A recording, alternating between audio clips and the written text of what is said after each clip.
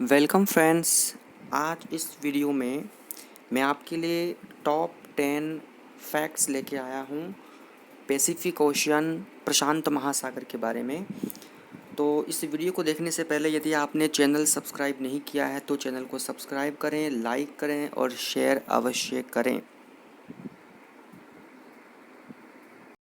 शुरू करते हैं हम पहले फैक्ट से।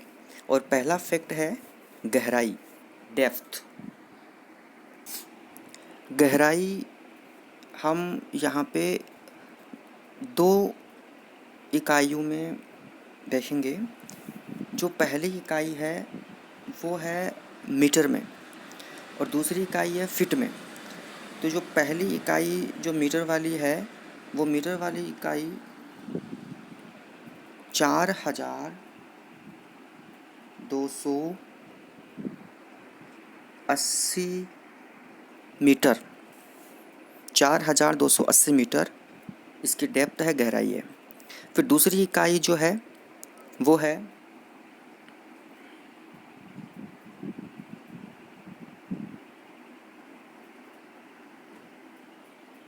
फिट में 14040 फिट।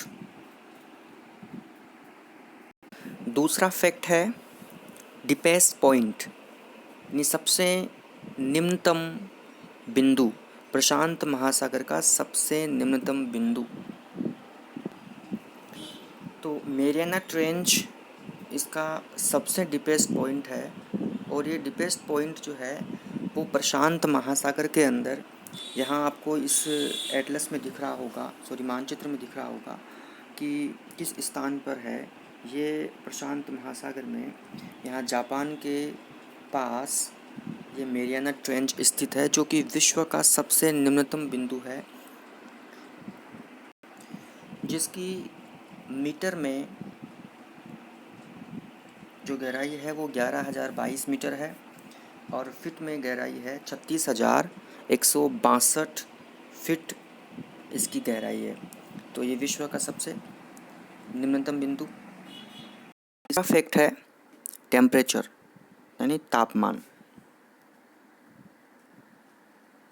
प्रशांत महासागर का जो टेम्परेचर है वो इक्वेटर के आसपास लगभग 30 डिग्री सेल्सियस रहता है। यहाँ आपको इक्वेटर लाइन दिखाई दे रही है, इक्वेटर लाइन। इस इक्वेटर लाइन के आसपास टेम्परेचर जो है वो 30 डिग्री सेल्सियस रहता है। और इस इक्वेटर से जो हम यदि पोलवार्स की तरफ जाएं, यानी हम यदि ध्रुवों की तरफ जाते हैं, ठीक है, यानी पोलवार्स की तरफ हम आएंगे, ध्रुवों की तरफ हम आएंगे, तो टेम्परेचर जो है वो हमें लगभग 1.4 डिग्री, वो भी माइनस में, -1.4 डिग्री सेल्सियस तापमान मिलता है।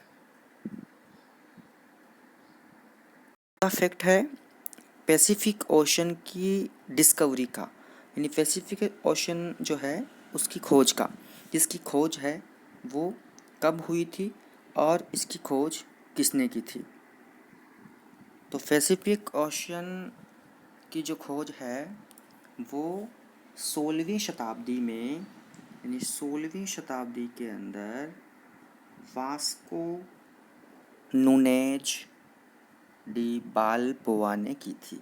वास्को नूनेज डी बाल्बोआ प्रशांत महासागर को खोजने वाले, डिस्कवर करने वाले व्यक्ति थे। अगला जो फैक्ट है, पांचवा फैक्ट, वो है प्रशांत महासागर, यानी कि पैसिफिक ओशन का जो नामकरण है वो कैसे हुआ है। इसका नामकरण करने वाले जो व्यक्ति हैं वो हैं फर्डिनेंड मैगेलन। फर्डिनेंड मैगेलन पुर्तगाल के निवासी थे, यानी वो पोर्तुगीज़ थे और इन्होंने 1520 ईस्वी में प्रशांत महासागर, यानी जिसको हम अंग्रेजी में पैसिफिक ओशन कहते हैं, उस पैसिफिक ओशन का नामकरण अपनी ही लैंग्वेज में, यानी कि पुर्तगाली भाषा में इसका नामकरण किया था। और पुर्तगाली भाषा में पैसिफिक ओशन को जो है वो मार पैसिफिको कहा जाता था, मार पैसिफिको। और मार पैसिफिको का पुर्तगाली भाषा में शाब्दिक अर्थ होता था पीसफुल सी। पीसफुल सी यानी कि शांत सागर।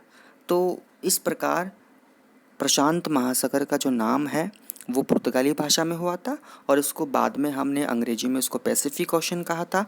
यानी उसका जो अर्थ है वो है शांत महासागर। सातवां फैक्ट है, पैसिफिक ओशन कितने प्रतिशत पृथ्वी के क्षेत्रफल को घेरे हुए है, कितने प्रतिशत वाटर सरफेस यानी कि जलीय सतह को घेरे हुए है। इस अर्थ के ऊपर जो महाद्वीपीय भाग हैं उन महाद्वीपीय भागों को जोड़ते हुए और जलीय भागों को जोड़ते हुए, यानी महाद्वीपीय भागों को और जलीय भागों को जो जोड़ते हुए इन दोनों का अलग अलग प्रतिशत हम निकालेंगे कि जो वाटर सरफेस है उसका कितना प्रतिशत प्रशांत महासागर कवर करती है, और अर्थ का जो टोटल सरफेस है, जो क्षेत्रफल है पूरा, उसका वो कितना कवर करती है। तो प्रशांत महासागर जितना भी इस पृथ्वी के ऊपर जलीय सतह है उसका 46% उसका 46% वाटर सरफेस का ये कवर करता है, और टोटल जो अर्थ की जो सतह है उसका 33% यानी कि एक तिहाई जो स्थान है वो प्रशांत महासागर ने घेर रखा है। छठवां फैक्ट है एरिया, क्षेत्रफल। पैसिफिक ओशन का क्षेत्रफल कितना है? तो पैसिफिक ओशन का टोटल क्षेत्रफल जो है अब हम यहाँ पे 2 इकाइयों में पढ़ेंगे, एक है किलोमीटर्स के अंदर और एक है माइल्स के अंदर। तो किलोमीटर्स के अंदर यहाँ पे हमने देखो किलोमीटर्स स्क्वायर लगा रखा है पहले से, और हम इसके आगे आपको बता देते हैं कि इसका जो एक्चुअल में जो क्षेत्रफल है वो किलोमीटर्स में कितना है। तो वो किलोमीटर्स में क्षेत्रफल है 165.25 मिलियन स्क्वायर किलोमीटर। ठीक है, उसके बाद में हम माइल्स की बात करें तो माइल्स में जो इसकी क्षेत्रफल है वो है 63.8 माइल्स स्क्वायर में है। मैगेलन जो थे वो पुर्तगाल से, यानी यहाँ ये जो पुर्तगाल है यहाँ से अटलांटिक महासागर को ये पार करते हुए प्यूर्टो रिको होते हुए दक्षिणी अमेरिका महाद्वीप वहाँ से होते हुए और पनामा को क्रॉस करते हुए वो प्रशांत महासागर पहुँचे थे। आठवां फैक्ट इक्वेटर लाइन का है, भूमध्य रेखा इक्वेटर लाइन 0 डिग्री रेखा का। 0 डिग्री रेखा जो है इक्वेटर लाइन जिसको हम कहते हैं, इक्वेटर लाइन 0 डिग्री या भूमध्य रेखा, यह प्रशांत महासागर को 2 भागों में नॉर्थ पैसिफिक और साउथ पैसिफिक, यानी भूमध्य रेखा के जो उत्तर में है वो नॉर्थ पैसिफिक हो जाएगा और जो भूमध्य रेखा के दक्षिण में है वो साउथ पैसिफिक हो जाएगा। इस प्रकार भूमध्य रेखा प्रशांत महासागर को 2 भागों में विभाजित करती है। 9वां फैक्ट है प्रशांत महासागर के चारों ओर कौन कौन से महाद्वीप स्थित हैं? यहाँ हम देख पा रहे हैं कि प्रशांत महासागर के चारों ओर एशिया महाद्वीप, ऑस्ट्रेलिया महाद्वीप,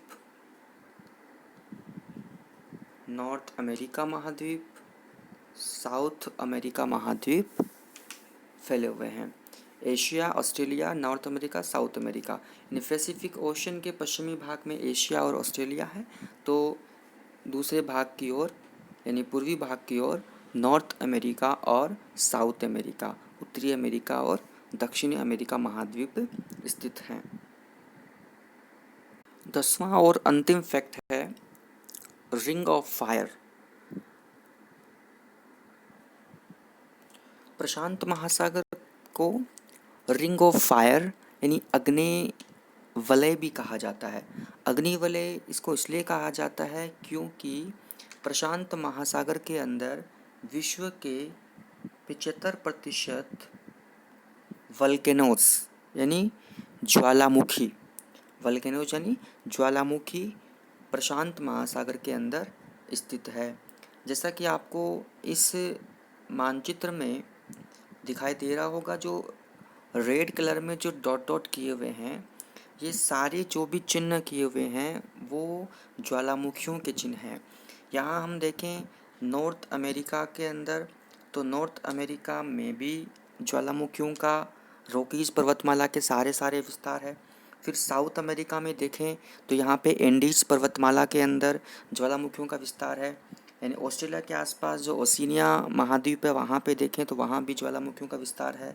यहाँ पे फिलीपींस है, माउंट फ्यूजी है, जापान में हम देखें यहाँ सब जगह पे ज्वालामुखियों का एक रिंग की तरह जो है, यानी पूरे प्रशांत महासागर में एक रिंग की तरह, एक वलय की तरह, एक गोलाकार आकृति की तरह जो है वो ज्वालामुखी फैले हुए हैं।